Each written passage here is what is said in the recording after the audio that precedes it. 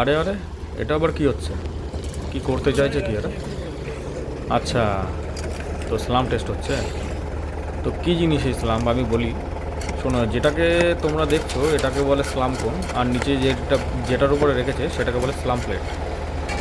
আর যে রডটাকে দিয়ে করছে সেটাকে টেম্পিং রড বলে। এটা দিয়ে খুঁচিয়ে খুঁচিয়ে কী টেস্ট করছে, আমরা যখন কংক্রিট অর্ডার করি তখন যে গাড়িতে কতটা পরিমাণ জল মিশিয়েছে সেটা চেক করার জন্য এটা আমাদের করতে হয়। প্রত্যেকবার যতবার গাড়ি আসে ততবারই আমরা করে রাখি।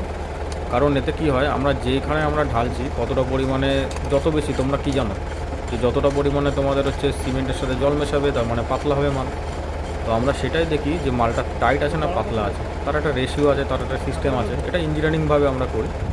তোমরা যখন বাড়িতে করবে তখন একটুখানি তোমাদের রেশিও হিসাবে মেনটেন করে দেবে, পরে কোনো একদিন বলবো। তো আমাদের রেশিও ছিল 150 থেকে 180-র মধ্যে।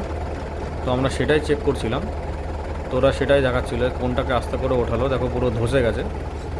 আর এই স্লাম প্লেটের যে পাশে যে হ্যান্ডেলটা, এর সাথে একটা মেজারিং নাম্বার থাকে, ওটা দিয়ে চেক করলাম। আর দেখলাম যে ঠিক আছে, 160-এর মধ্যে এসছে। তো এই কংক্রিটটা পাস হয়ে গেছে।